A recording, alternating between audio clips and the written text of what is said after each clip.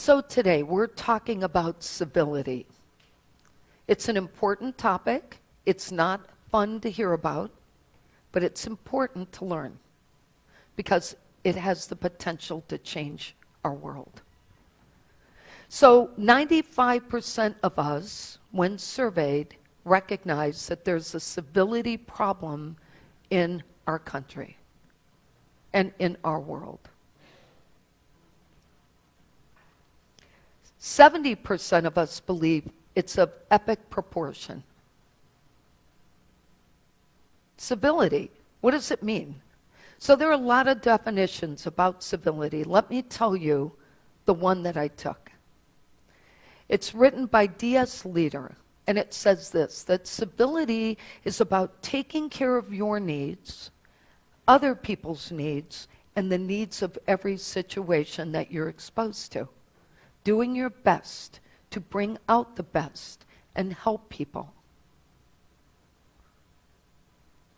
Now, you might be surprised. I would ask you, we all hear the news. We all hear about mass shootings. Okay, how many of you think there have been 20 or more? Just out of curiosity. Okay. How many of you would believe there have been more than 140?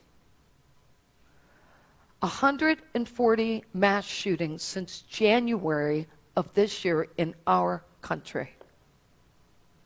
That's 485 people wounded and 142 killed.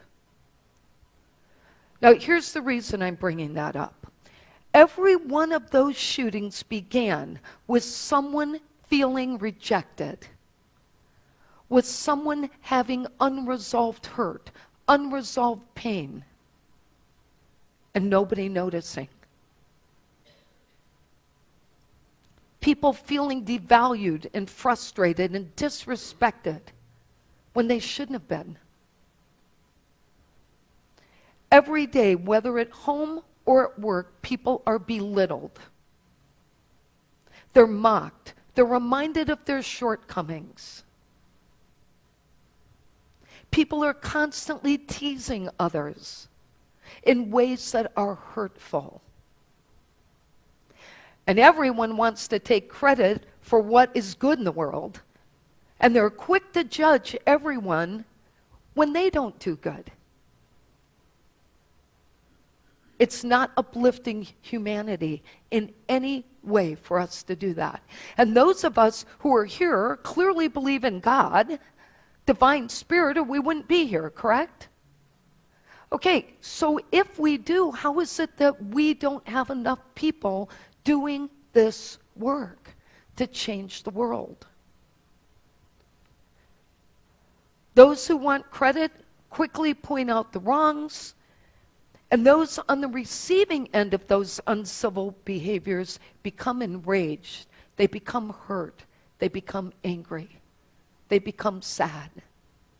And they don't feel loved by anyone. Perfect example of something great that happened yesterday that was civil. And I'm sharing this because it's personal to me, and I feel compelled to do that. But yesterday was the 106th anniversary of the Armenian Genocide. Some of you know I'm 100% Armenian. I never met my great-grandparents because they were murdered in that genocide. My grandmother was held captive and escaped here in a rug on a boat. And if it weren't for her doing that, I wouldn't have lived. I wouldn't have had a life. But for years and years and years, the only genocide that was ever recognized by the United States was Hitler's. The Holocaust. Yesterday, for the first time, a president acknowledged the Armenian Genocide. And so many people's feelings were put to rest because somebody understood them. The only reason no one ever did it before is because we were worried about Turkey not wanting to be our friends. But yesterday, somebody did what healed many people in my culture. and brought peace. We were all texting the minute it happened. Everybody's sending messages that what a wonderful relief that finally what our families had gone through had been acknowledged. And by the way, that genocide took 1.5 million people's lives and was never acknowledged. People want to be heard. They want to know you understand them, even if you don't agree. Christine Porath is the author of a book called Mastering Civility in the Workplace. And I love her book because, first of all, whether you look at it at work or at home, so much of it is applicable in our lives. And she has an incivility test. How do we know if we're uncivil? And in the test, she asks us to think about a series of questions. And I'm going to read some of those to you today. But she asks people to rate them. Do you never do it? You always do it? You sometimes do it? It never occurs, it always occurs kind of thing, right? So here's what she asked us to consider, okay? She said, do you forget to say please and thank you? She said, do you send emails when speaking to people face to face would be necessary to heal the problem? Do you take credit for work that is done collectively and forget to acknowledge everyone? Do you keep others waiting needlessly? Do you talk down to other people? Do you pass the blame? Are you spreading rumors about others? Do you belittle others non-verbally, such as rolling your eyes and smirking? Do you show little interest in other people's opinions? Do you insult them, interrupt them, judge them? Do you fail to listen? Do you speak unkindly of other people? Do you make demeaning or derogatory remarks? Everything she asks in that test is basically saying, do we lift people up or we put them down? Do we help them rise or are we holding them back? Because we don't see what we think we should see in them. Are we the first to find fault in what people do and tell them what they missed instead of tell them what they did well?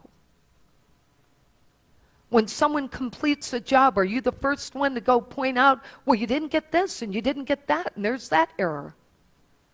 Or are you the one who praises the work that gets done?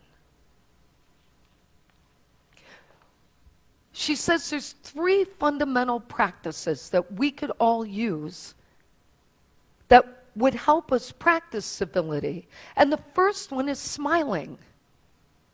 Imagine that, something so simple as just smiling at other people. And yes, I know we're all wearing masks these days, so that becomes a difficult challenge for us.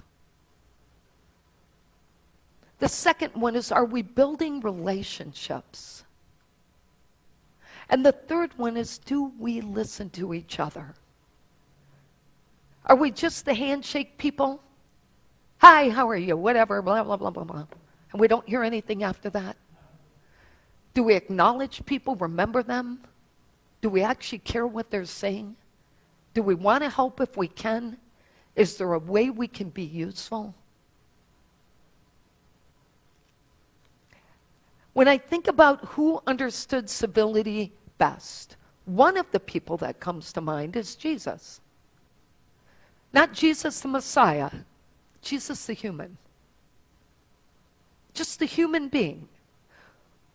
All the stories about him talk about the fact that he never bragged about what he was here to do. He wanted everyone that connected with him to walk away feeling better than they started. Gandhi did the same thing. Mother Teresa did the same thing. Jesus, though, he had an impact on people because he never saw himself as separate from others. And by the way, that is the main Hindu practice. So if you don't know anything about Hinduism, I'm going to tell you that the purpose of Hinduism is to lose sight of yourself and not think of yourself as an individual, but as part of a collective unit of spirit people, all part of God's world. No matter what they look like, sound like, do for a living, act like, dress like, who cares? It's the getting rid of the illusion of self. Now, there are countless stories that talk about Jesus' practice as a civil human being. He talked about peace, living peacefully together. He talked about needless offense, avoiding needless offense, not offending other people. He talked about the importance of standing up for God's cause and what you believe is spiritual truth, conducting ourselves with honor and respect and grace, and loving our neighbors.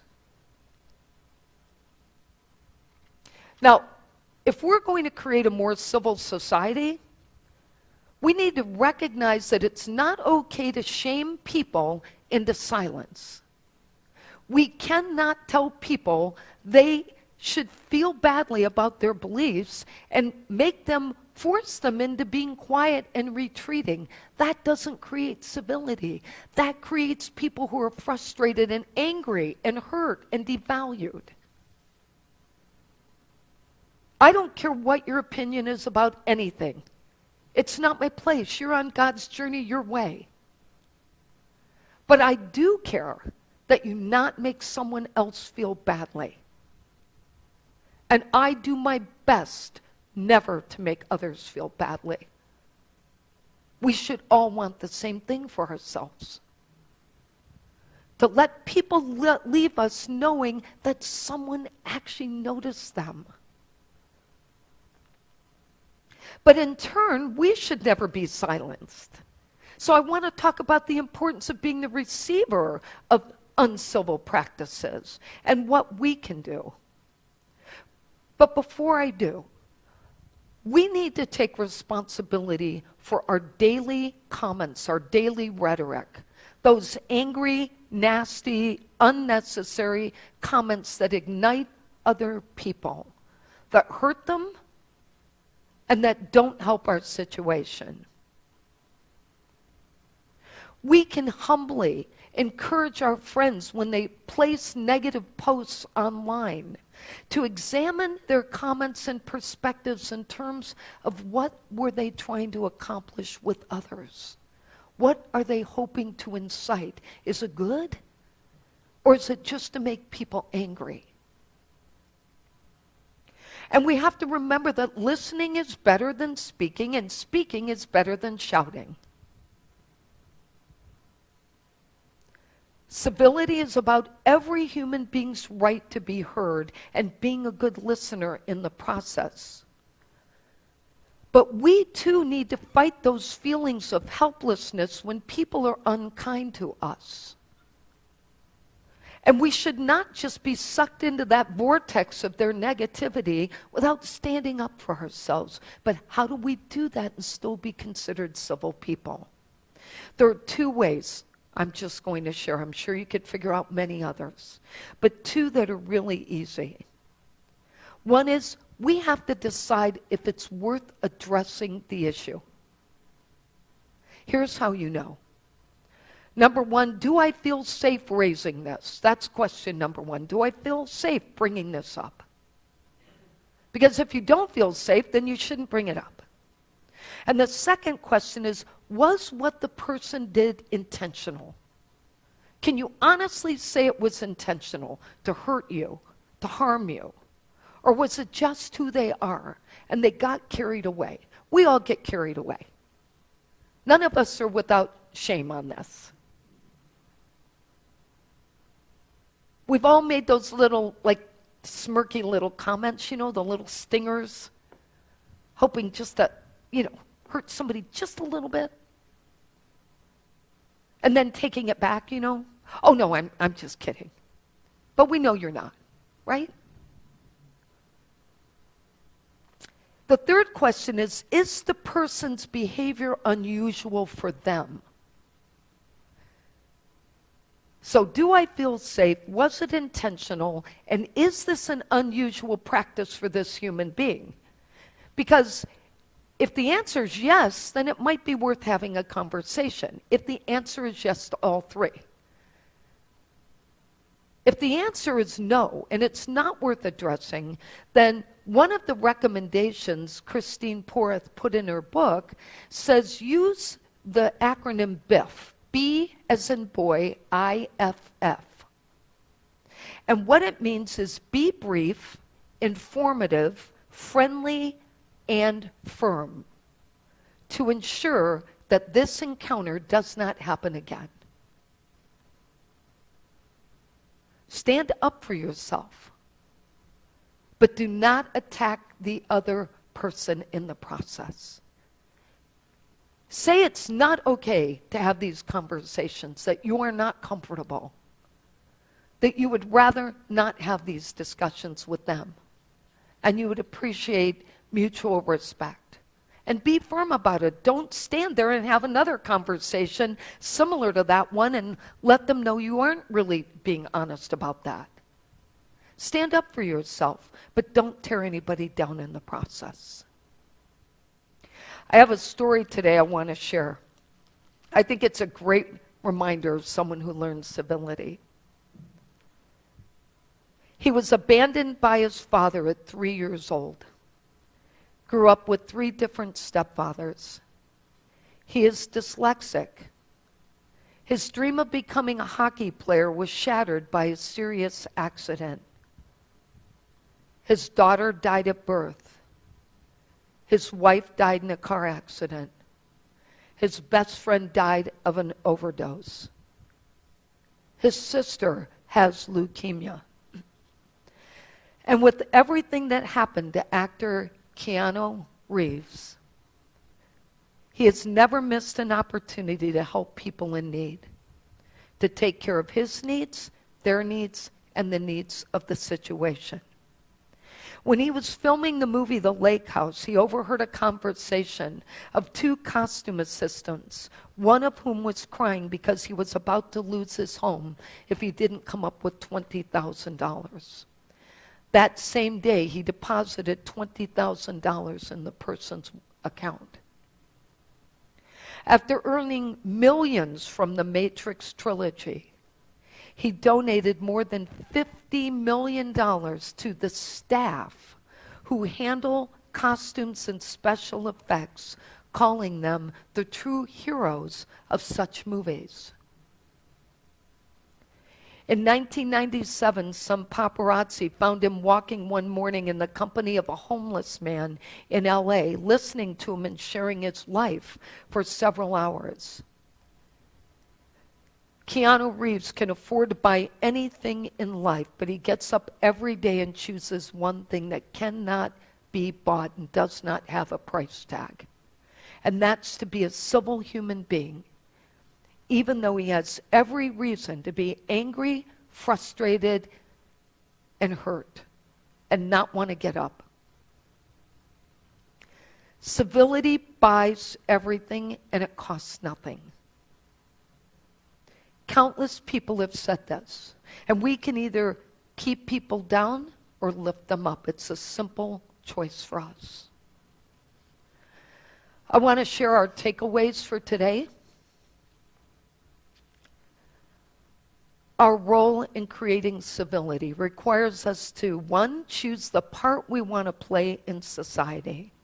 Are we a giver or a taker? Are we the curmudgeon or are we a spiritualite? You know what a curmudgeon is, right? Number 2, establish civility guidelines. Identify the key areas you can improve and practice them daily. Number 3, remember the ripple effect. Kindness and rudeness will affect a network of people. Choose wisely. Number 4, bring comfort, peace, love, and compassion to others. Comfort the afflicted, bring peace to situations, be the light of God. Our affirmation today is, through kindness and respect, I improve the world. Let's say that together. Through kindness and respect, I improve our world. Our quote today is from author Peter Smith, and it said, "No one ever has had to apologize for civility, decency, and good manners." We're never going to become experts. We just have to practice every day, because this is a human journey, and things are going to happen in our life that pull us off our foundation. Let's take that in. So we pause for a moment and reflect upon all the ways that we might be able to bring civility to this world through our acts of kindness, our willingness to listen, and the smiles under our masks. We give thanks for the opportunity to change our minds and change our lives in any given moment, and we choose now to be better shepherds of this world. Amen.